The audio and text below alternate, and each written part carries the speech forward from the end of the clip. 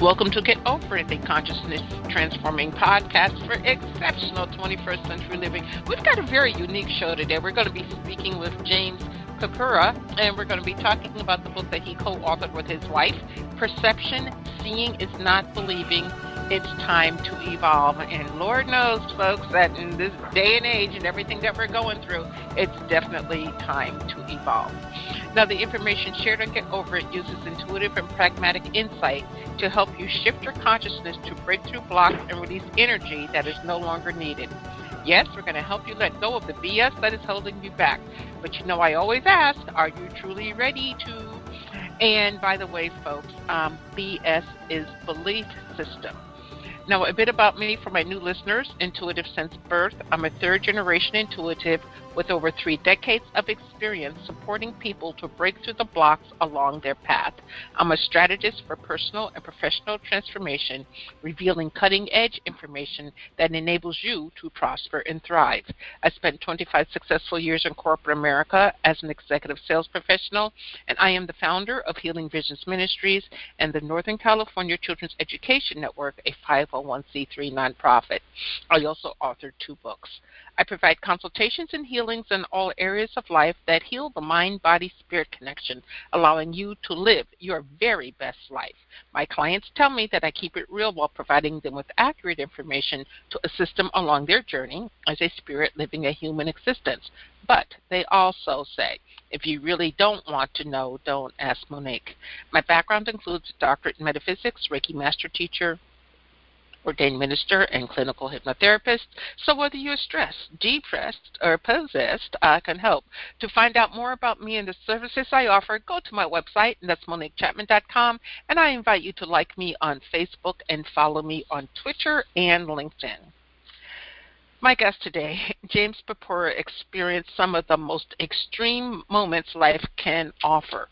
15 years ago, he was an inmate struggling with life in solitary confinement, placed there as a result of his actions while homeless and addicted to drugs.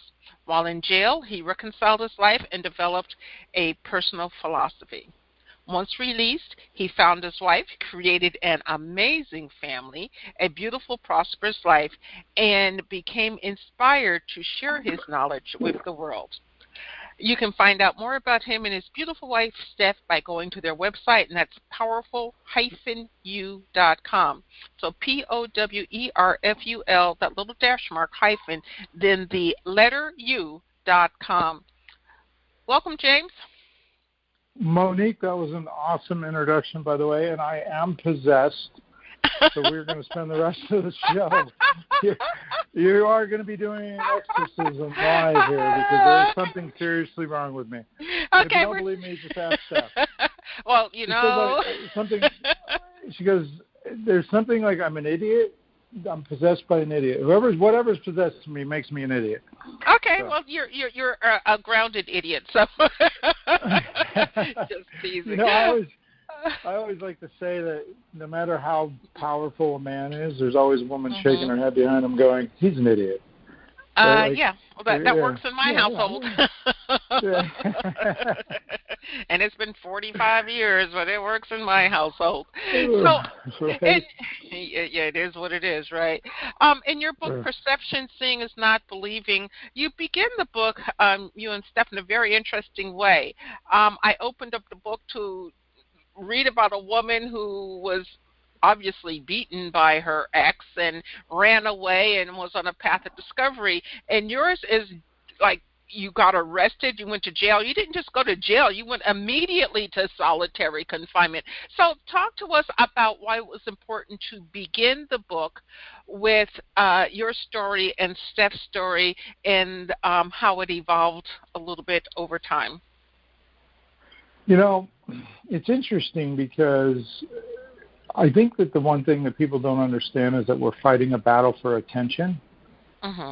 And, you know, I mean, we have the shortest attention spans in human history right now. I mean, people are, you know, into getting these tiny micro bits of content. And so the reason we started the book out that way, because it was jarring to do so.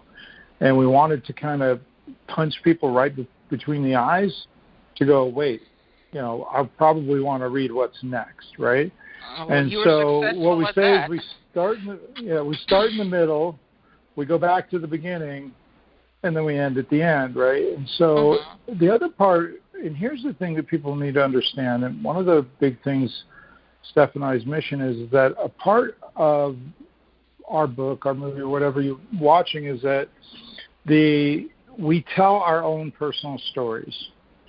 And the reason we tell our stories is because what we find is that when you tell your story, you find common ground with somebody, right? And Steph and I's story kind of spans just about every form of trauma you can imagine is in one of our stories. And so what happens is that people go, oh, this is also my story. There's aspects of me in this.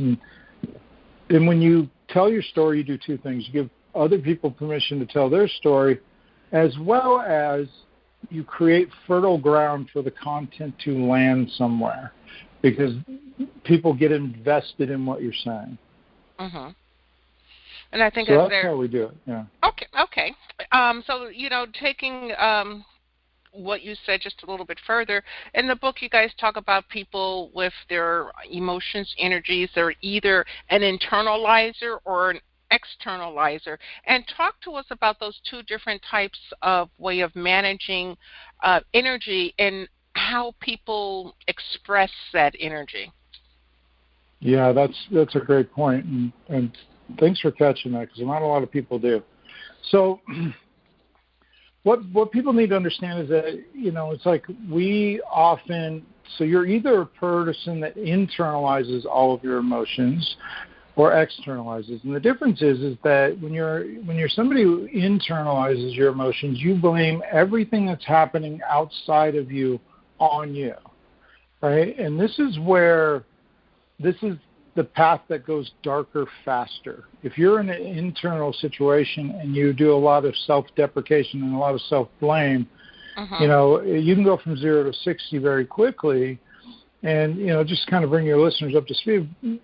The story, Steph was an internalizer of emotions, and she had been sexually, abused when she was a child. Her parents got, a divorce. She'd been in, abusive relationships. And her story went dark really quickly, and she ended up with a really brutal failed suicide attempt, right? And that's when you internalize your emotions, what happens is that they build up, and those are the people who have a tendency to, do harm to themselves or to blow up and inflict massive harm on others, right? Okay. Because it builds. People who externalize their emotions are people who blame everything that's happening on the outside world. And, this is what we call victim mentality, right? It's like the world is doing this to me, and this is how people justify the idea of doing harm to somebody else, right?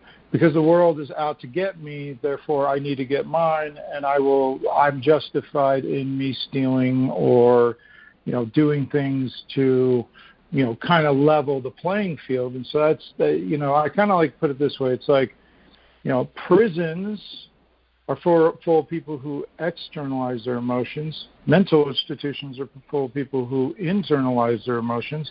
And, rehab centers, addiction rehab centers that's where kind of the middle ground is, are full of both of those things.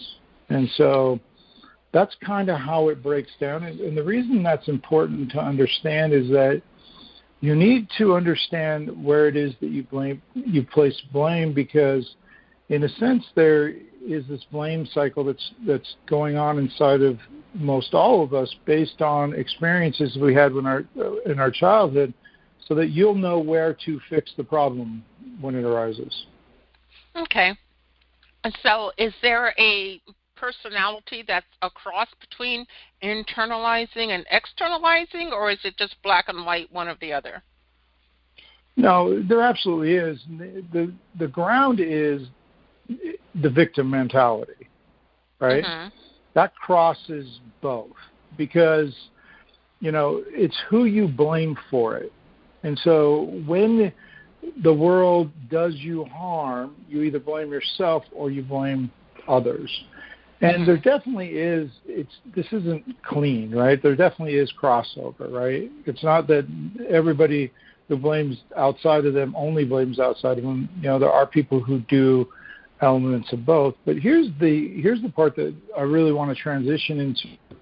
What does this mean, right? What does this mean? And so, you know, Monique, I tell people all the time, I'm like, I want to tell you something, and I want you to hear me. And they're like, well, what? And I'm like, you've never made a bad decision, right?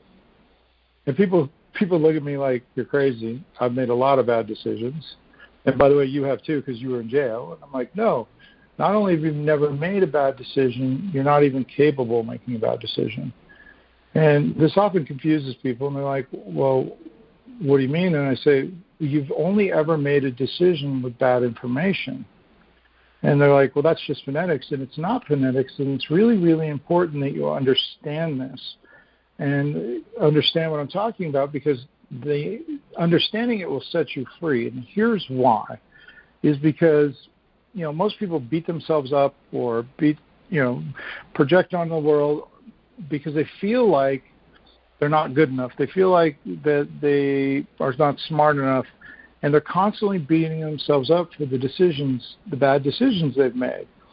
And the reason you've never made a bad decision, understanding that is so important, is because you're putting the blame where it's not. You're putting the blame on you. And what I would say is that what you need to understand is life comes down to information. You've never made a bad decision because you've only ever made a decision with bad information. Well, the difference is this. It means that you're not the problem. The information is the problem. And, you know, we all make decisions the same way. At the time we're making the decision, we look at all the available information, and we make the best decision we can with the information that's there. And that's not bad. You're making the best decision you can. So it's information.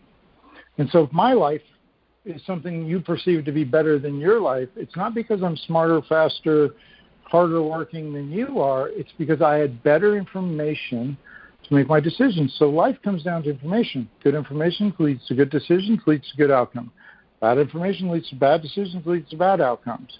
And so what people fail to understand when it comes down to how do I change my life, well, I have to change the information that I use to make my decisions. And you said in your opening so beautifully, Monique, BS. What is the information that we make our decisions on? It's BS. It's our belief systems.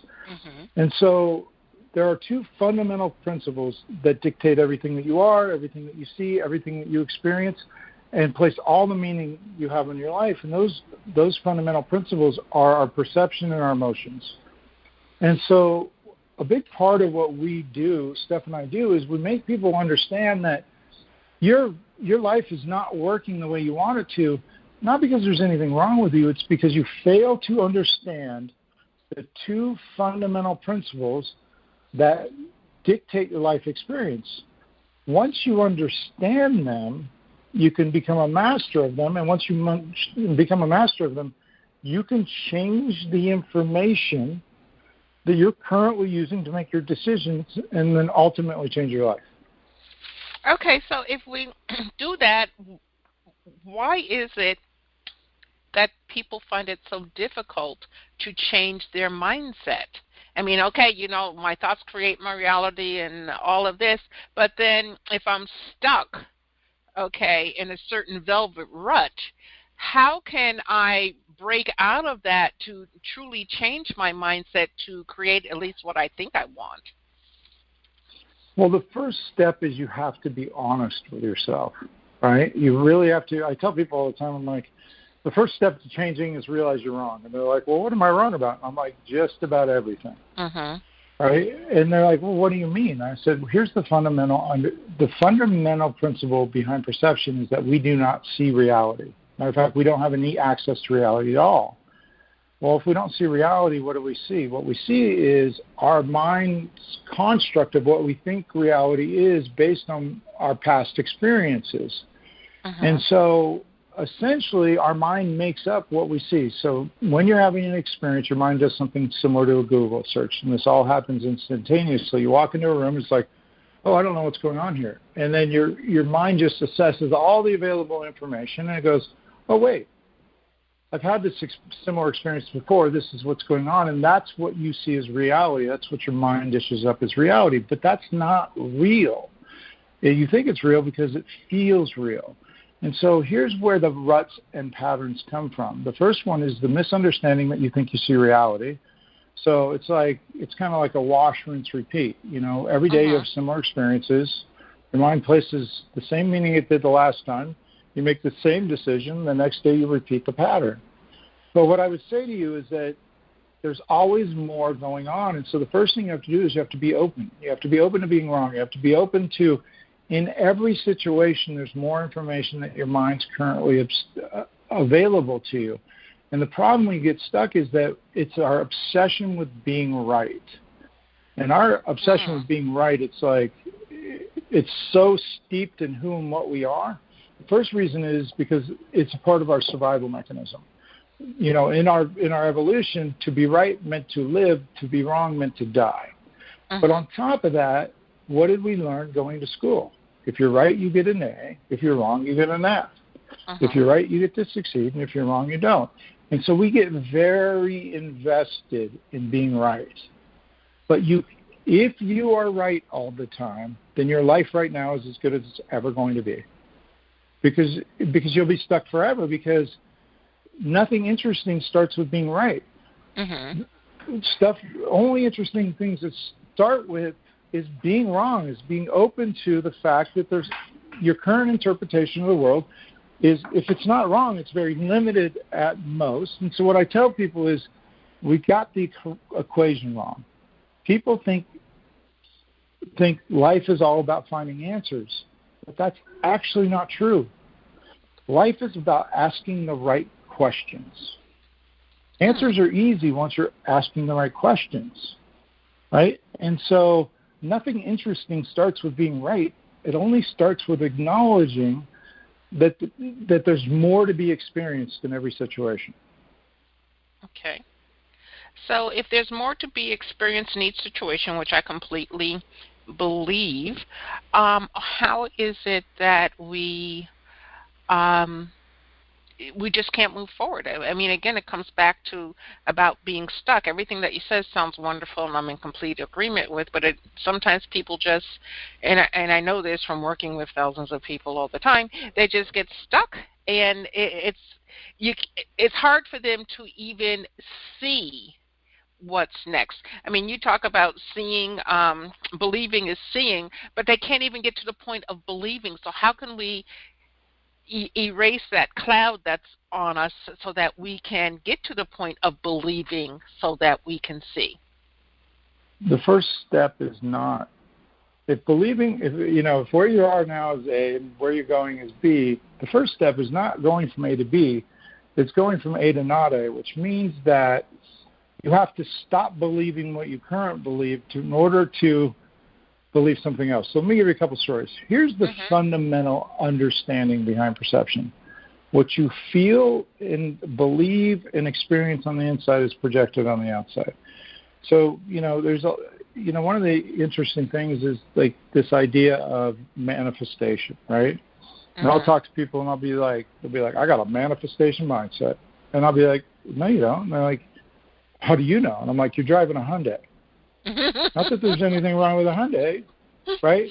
But unless that's your dream car, you do not have a manifestation mindset. That's the mindset, yeah. Right? And it's like, well, I feel like I do, and that's where the contradiction comes in, right? The contradiction is you feel like you do because you try to maintain that in your conscious mind. But your conscious mind is not the part of your mind that dictates what you see. That's your subconscious and unconscious mind.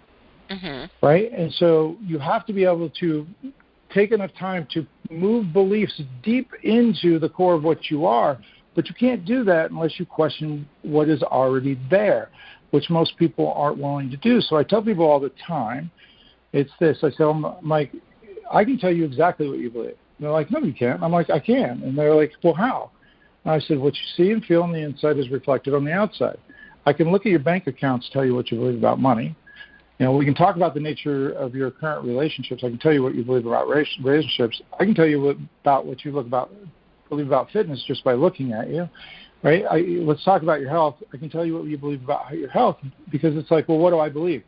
The evidence is everywhere. Mm-hmm. There's no contradiction, period. And it's like people believe in the act of God type of change, but that type of change doesn't actually exist. It's all about patterns. And so you don't have to guess where you're going to be 5 years from now. You can do some very simple math to dictate it. Everybody's on the path to somewhere. If you don't wake up and pay attention, you might end up somewhere you don't want to be. And so I tell people, I'm like, do some simple math. I'm like, weight's a really easy one. It's like, well, if you're not where you want to be on weight, I can tell you where you're going to be a year from now, 5 years from now. And they're like, well, how? I said, just where were you at this time last year? Right? Well, I was 10 pounds lighter. Keep that 10 pounds going for another 5 years, right? It's not going to change. And it's the same thing with money. It's all simple calculations. So the first thing you have to wake up to is what you currently believe, number one. Mm-hmm. Right? And then the second thing you need to wake up to is you need to, and this is what I call calculating the cost of doing nothing. So people don't think there is a cost to inaction, but there is a massive cost to it.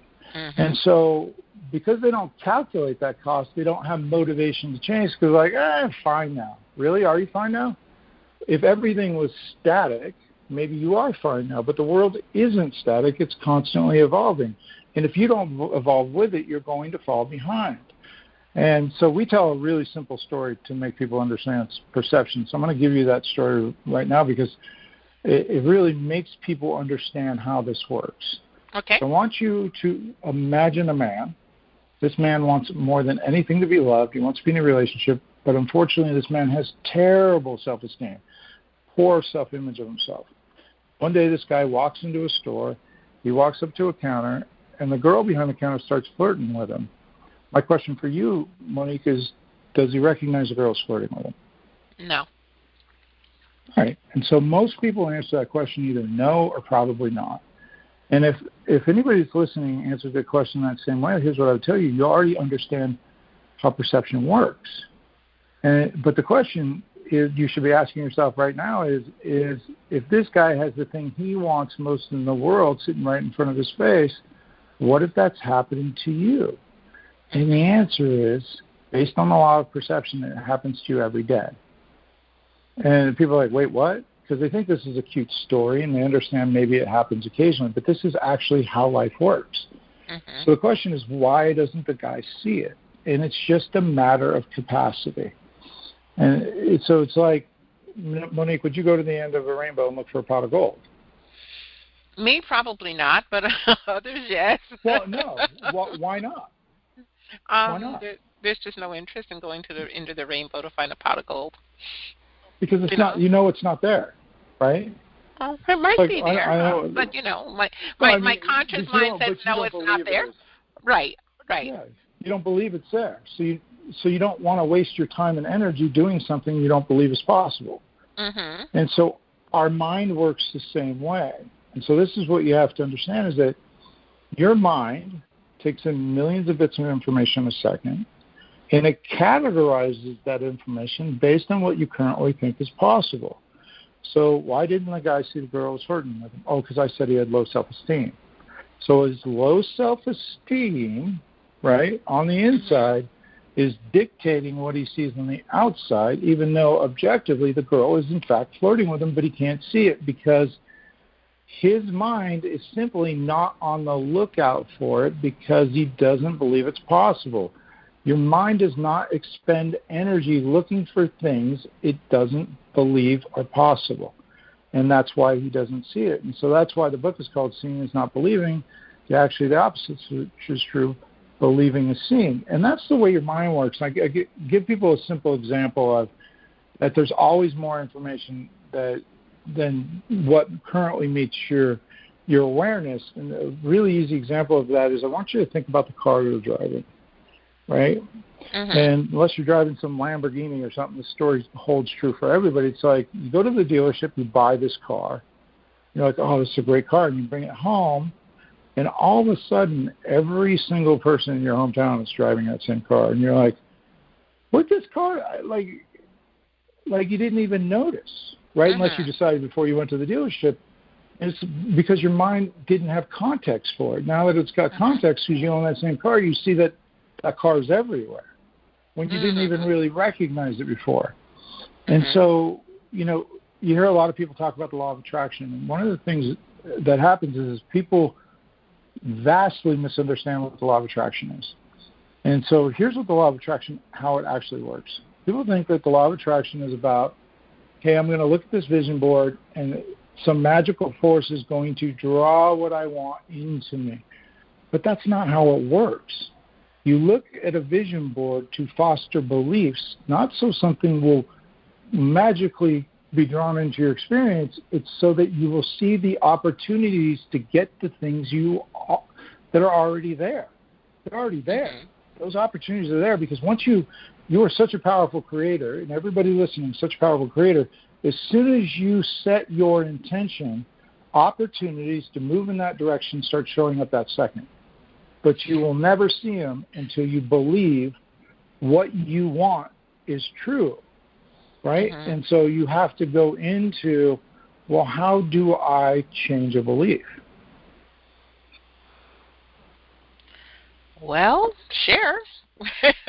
So yeah, I try to gap it out, right? So the idea is this: is like I ask people all the time, and I'll ask you the question, Monique. Would you like to have better self-esteem? No, mine is pretty healthy as it is. But sure, I want better self-esteem. Yeah, it doesn't matter. It's like, better is better, sure. And when I ask people that question, they're like, absolutely. And I'm like, why? And they're like, well, because I would show up more confident. I would, my decisions, I would just overall be better because self-esteem does touch everything that we have. And so I also split off this narrative. I'm like, if every time you had a really, really, really important decision to make, would you hand it to a 5-year-old to make it? And they're like, absolutely not. Right? And I'm like, okay, well, let's go back to self-esteem. And here's the thing is your self-esteem is just your opinion of yourself. So if having self-esteem would impact your life so well, better self-esteem would impact your life so well, why don't you just change your opinion of yourself? And that's where people get stuck. Say what? Like, wait, what? What do you mean, change my opinion? Because we don't understand where our opinion of ourselves is based in, so we don't even know where to start. And here's the fundamental problem that faces us as human beings. The vast majority of the things that we believe about ourselves were things that other people put on us that we chose to believe. And that's the most important thing is that people don't realize it's like you're a child and you don't know any different. Somebody says you're stupid and you're like, oh, it must be true. Or you're ugly. Oh, that must be true. And it's like all of the things that make up who we are because we are who we believe ourselves to be, 95% of those are based on the opinions of other people, not our own opinions. And that's where the contradiction comes in.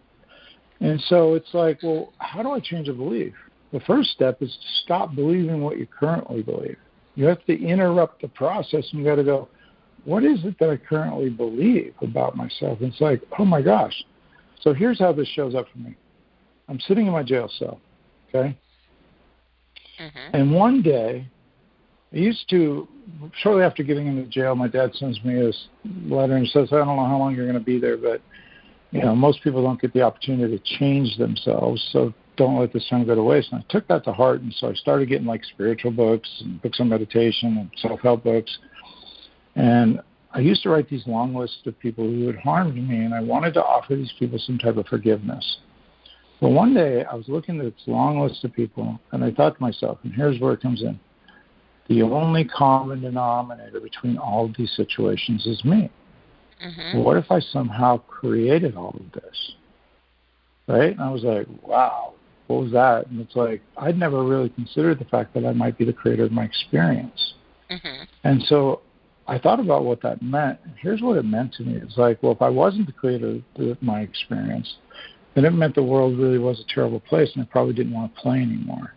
right? But if I figured out how I created my experiences, then I could create something new in its place. But it meant I had to take ownership of all of that stuff on the page.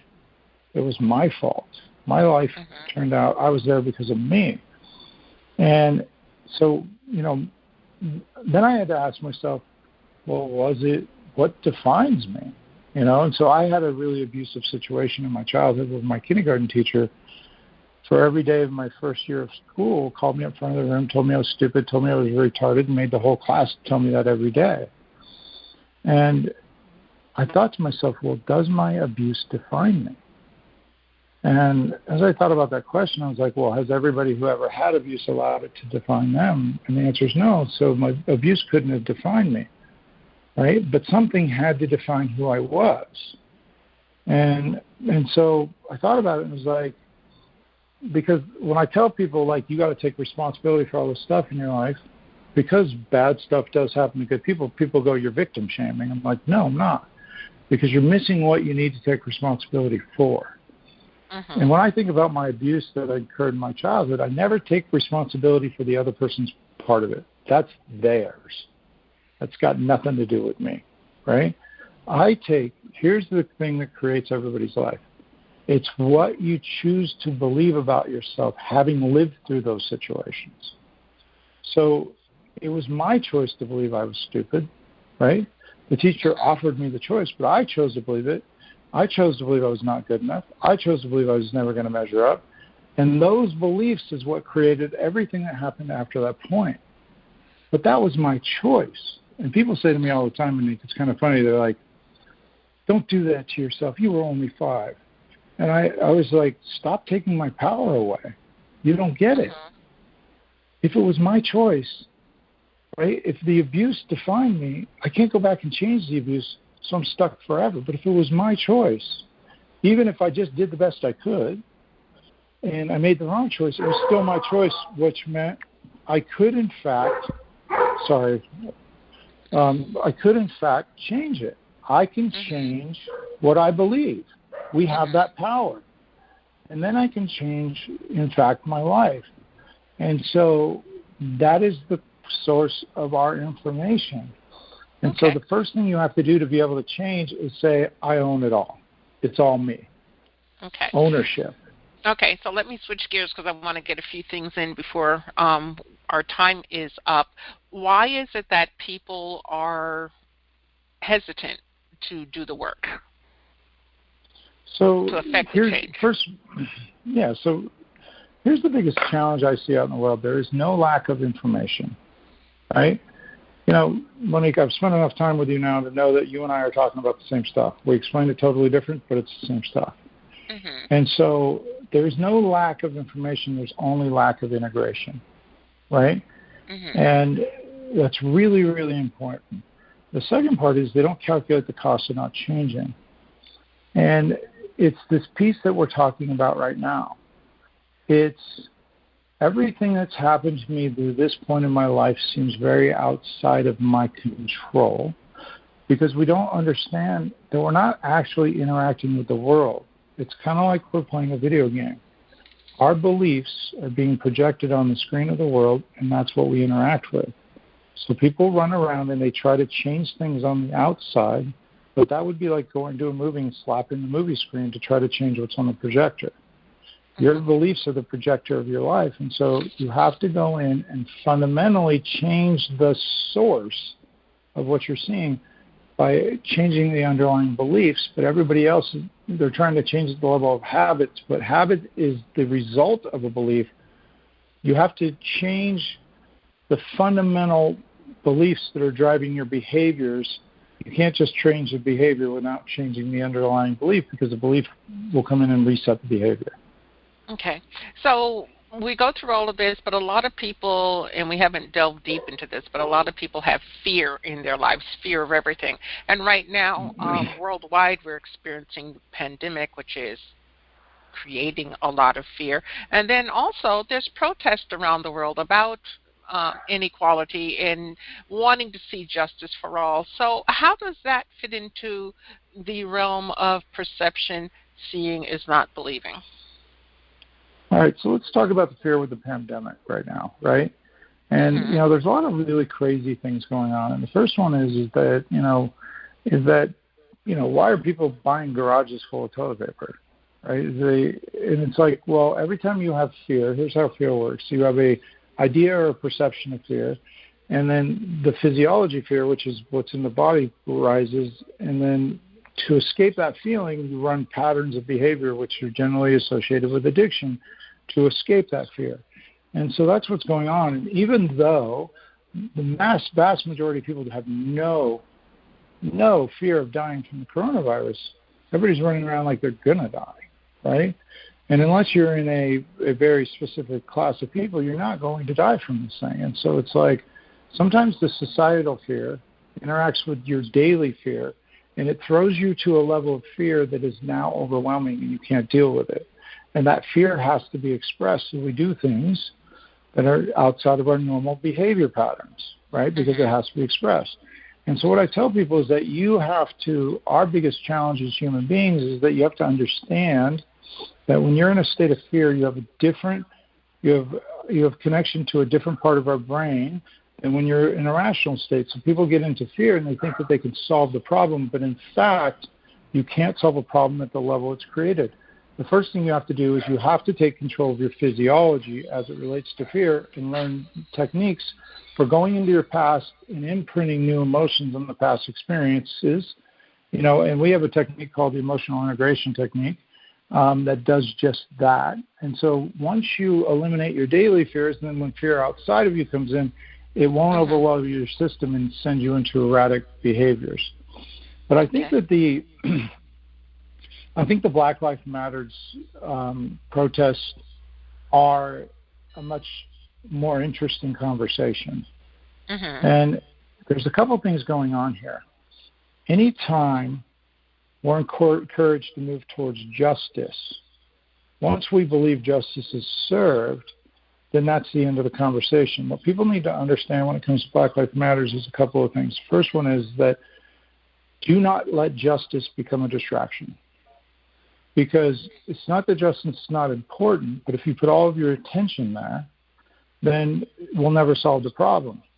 Because the problem needs to be solved through healing. How do we heal the people associated with that? And I mean, it's in all people, right? And so here's what I like to tell people. And there's a fundamental understanding that comes into this narrative. And what I tell people is you need to understand the problem doesn't exist outside of you. It exists inside of you. And they're like, wait, what?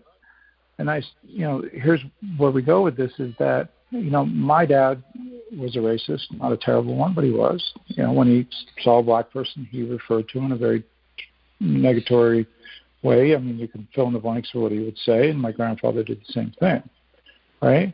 So those beliefs exist inside of me. I made a conscious choice at a very young age that I didn't want to see the world the way they saw the world, right? So I made a conscious choice not to follow that pattern, but that pattern still exists inside of me. So here's the biggest problem we're facing, is that we are pointing the finger to someone or something outside of us and saying, that person over there is the problem, right? They're the problem.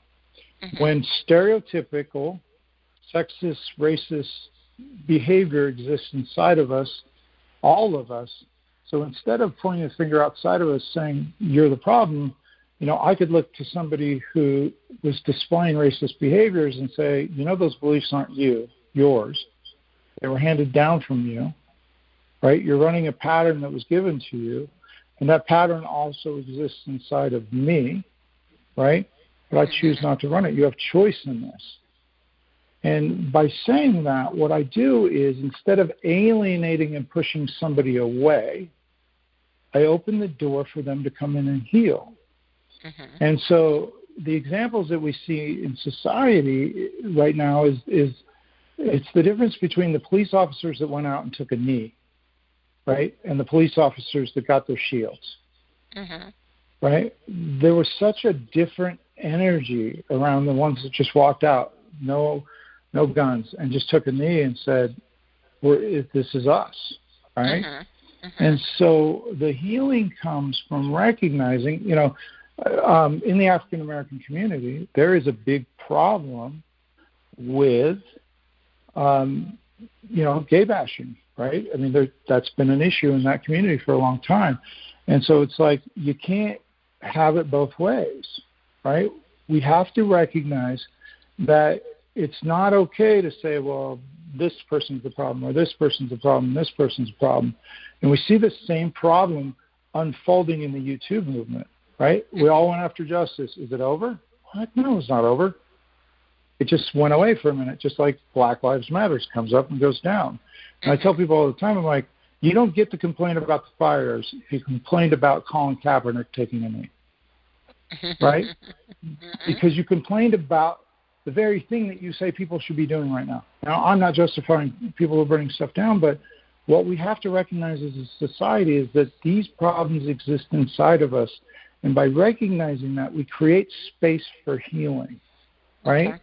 Because we can't solve a problem that sits firmly outside of ourselves. And so that's the first step, is to say, I'm going to take a stand, right?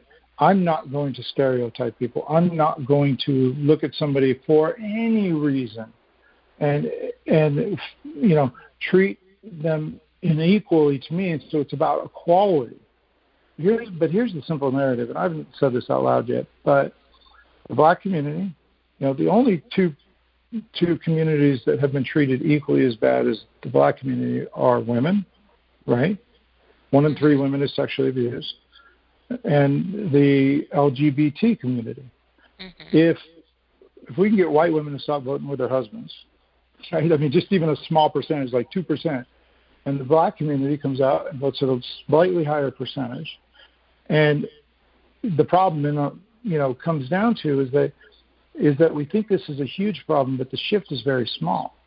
If just a small percentage of women find their voice, vote their truth, if a small percentage of African American people come out and register to vote, and we bond together and we insist on equality for all, then there's no amount of white men in the world that can vote their wallets and keep this shift from happening.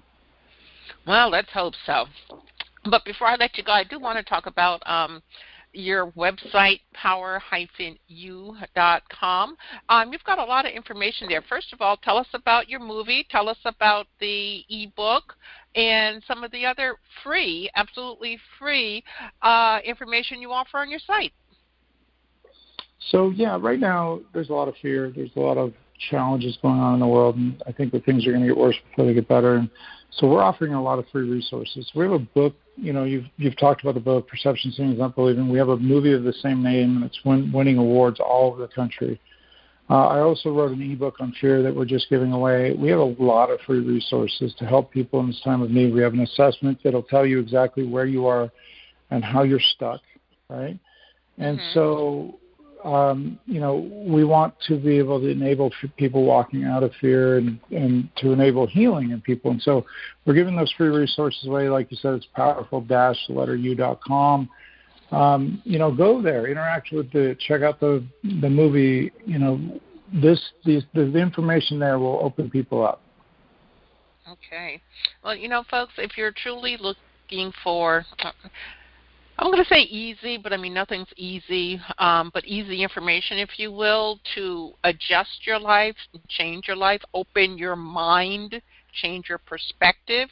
The book Perception, Seeing is Not Believing by James and Steph Purpura will definitely do the trick for you. So go to the website and watch, what is free on the movie. Definitely download the ebook on fear, because you'll get a very good sense, if you haven't already, from James of what we're really talking about. And then do the work. It doesn't come just free and easy. Think about it. When you were an infant, you first learned to probably crawl or roll. You had to do some work, and you had to keep after it. And then you started walking. You had to do the work. You had to keep after it. Running. Everything in life. I don't care if you're 1 or 101. There's something that is important for you to evolve to each and every day that you're breathing.